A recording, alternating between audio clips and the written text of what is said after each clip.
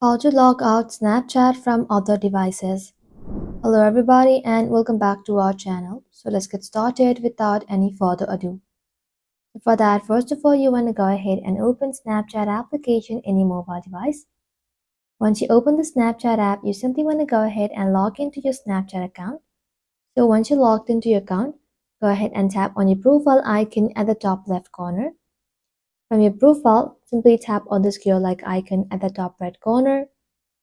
And once you're inside settings section, scroll below and then simply tap on session management. Now inside this section, you'll then be able to find all of the other devices where your Snapchat account is logged in.